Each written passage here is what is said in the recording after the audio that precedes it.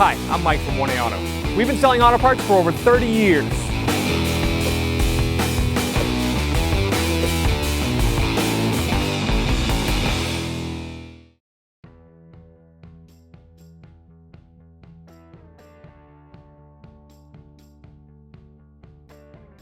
Hey everyone, Sue here at 1A Auto, and today I'm going to show you how to do rear calipers on a 2011 Ford F-150. If you need this part or any other part for your car, click on the link below and head on over to 1AAuto.com. First thing we're going to do is remove the tire. I've got the weight of the vehicle slightly on the tire to give pressure so I can loosen the lug nuts. It's a 21mm socket.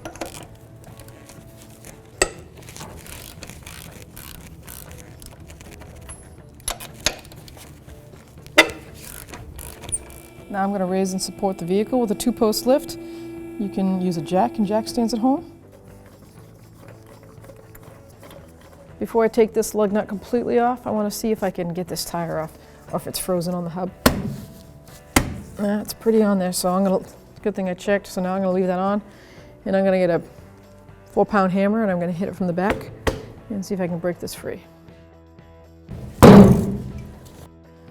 So once you've used a hammer and hit it on the tire part, not the rim, just kept working it. We got it free, so now I can take the tire off. First thing I'm going to do before I remove the caliper is I'm going to take the boot cover off and spray this bleeder screw down so that hopefully it doesn't break when we break it open to push the piston back. Just going to spray that down and hope it soaks in there. Let it sit for a little bit. So the bleeder screw is a 10mm wrench or socket, and I'm going to see if I sprayed it and let it sit long enough. Hopefully it doesn't break off. Well, we got it open. All right.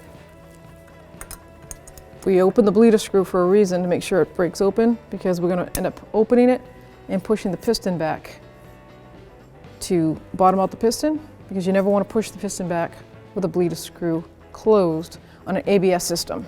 It can cause damage in the ABS module. So now we're going to dismount the caliper, and the caliper slider bolts are 10mm.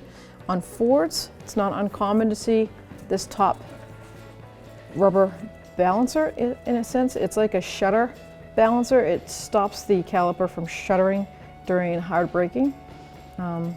It's just something Ford's done for years. So unfortunately you're going to have to use a wrench on the top, and you can use a socket or a boxed end wrench on the bottom. So 10mm, I'm going to break that free.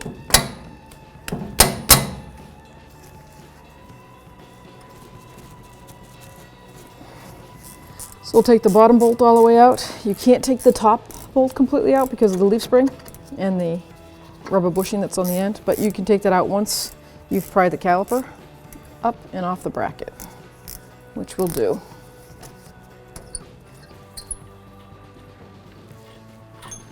Get that bolt out of the way. And you're going to pry the caliper from the top and pry it out. There's a pressure spring on the pad on the side. You can push it down if you need to. And the thing about these pads on this Ford is that there's a clip on the inner pad into the caliper piston. So you can't just pry. Most of the time the pad is stuck in the bracket after some age of being in there for a while. So I'll just take a little hammer and my pry bar and break that lip free, that little claw. That way now we can easily pry the caliper up. There we go. All right, now you can see the pad and the situation that was just forming. So now I can take this out.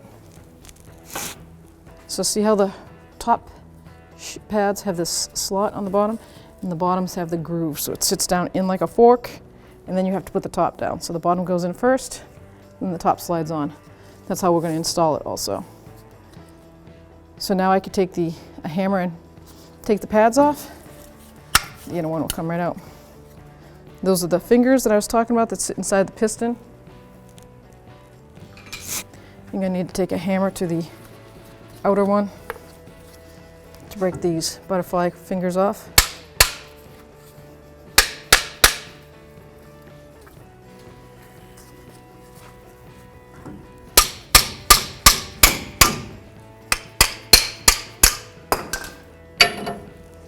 we can take the inner pad out, and then we have our caliper.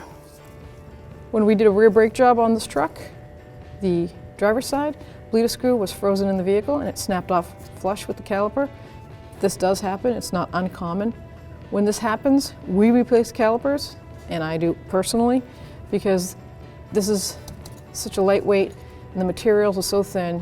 You try to easy that out or drill it out, you're going to get some of that drill material internally inside that piston. It's not worth the time and the effort. Just go buy yourself a new caliper, start from scratch. And like usual and always, I like to do things in a pair. So if I have a brand new caliper on this side, I'm going to get one for the other side.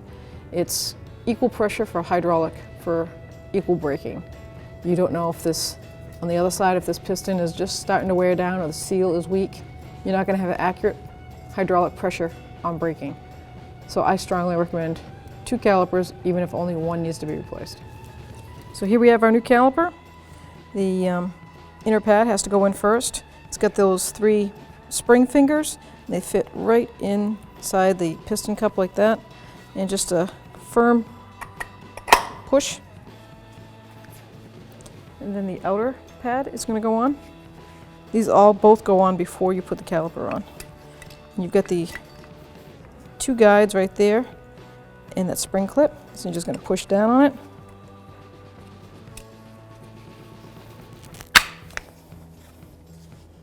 And there you go. I'm going to push the sliders out as far as I can.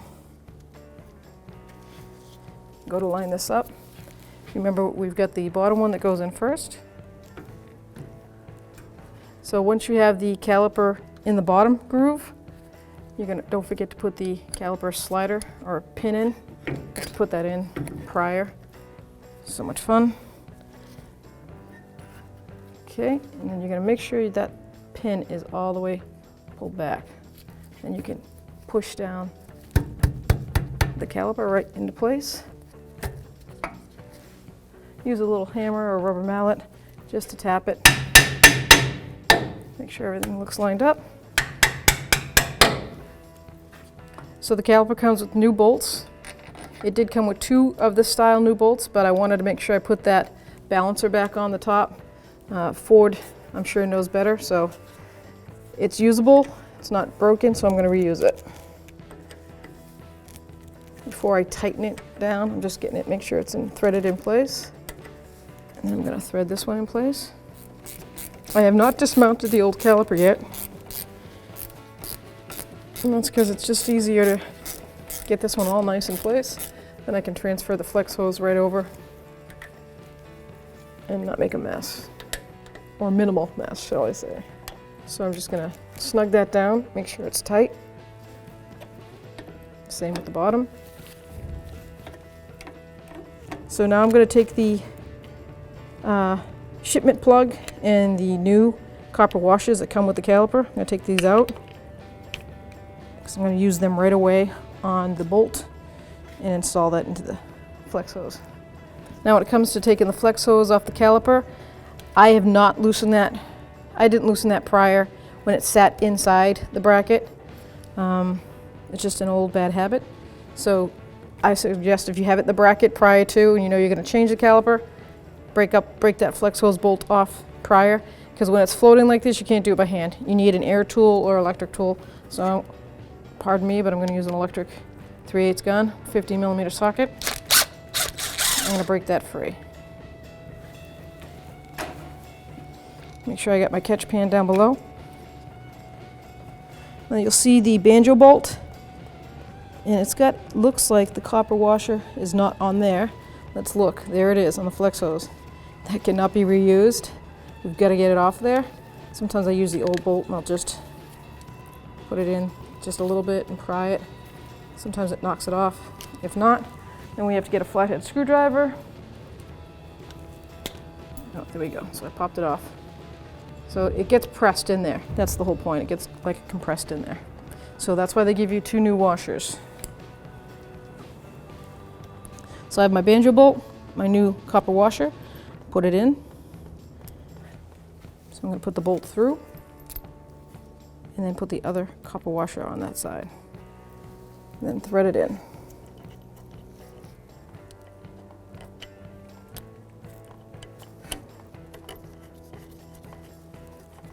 See how I've got the flex hose coming directly between the two bolts, and that stopper on the caliper is right there. Okay, now it's bottomed out. Now you're going to crush those copper washers. That's the point of them. Notice how I have just a tension on it. I'm feeling it. I know it bottomed out. There we go. That's where I'm going to stop. Now I'm going to clean that and check for any drips. Now that the brakes are back together, I'm going to pump up the brake pedal.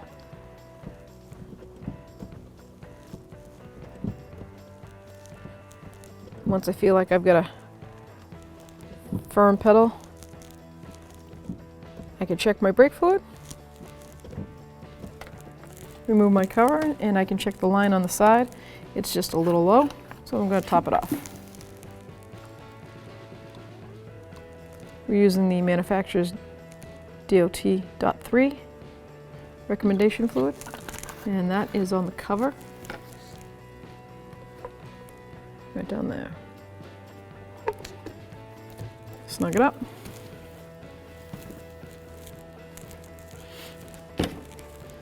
Now with the new calipers on, I've pumped the brakes up, checked my fluid. I'm going to take the cover bolt off of the bleeder screw. I'm going to reuse that and use a 10mm wrench, and I'm going to open the bleeder screw and let it gravity bleed out. If you have the tool, you can do a one-person bleed, or if you have someone with you and you know how to bleed brakes, you can do that this time. It took about 5-7 minutes, and I finally started getting a steady drip. Some air came out, and now it's pretty much done. Nice steady drip of clean fluid. So I'm going to tighten this up, move to the other side, do the same thing. And once a steady stream comes out of dripping with no air, I'm going to close the bleeder screw up.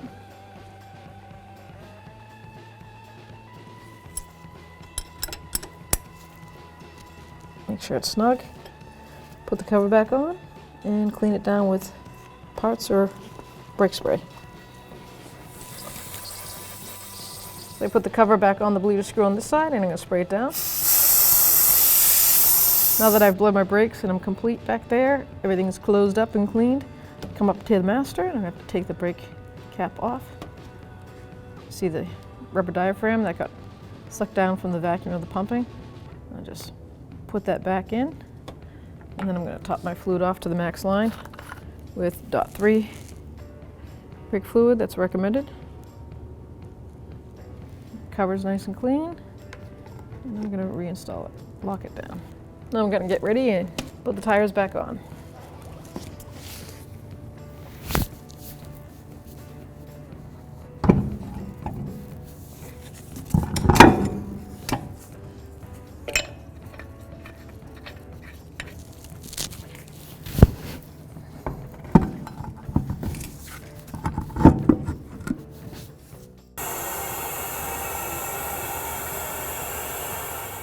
Now it's ready to torque our wheels down, 21mm socket, and the torque specs on this F-150 is 150 foot-pounds per lug nut. Don't forget to do it in the star pattern.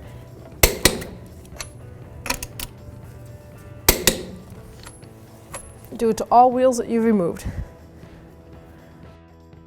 Thanks for watching. Visit us at oneauto.com for quality auto parts, fast and free shipping, and the best customer service in the industry.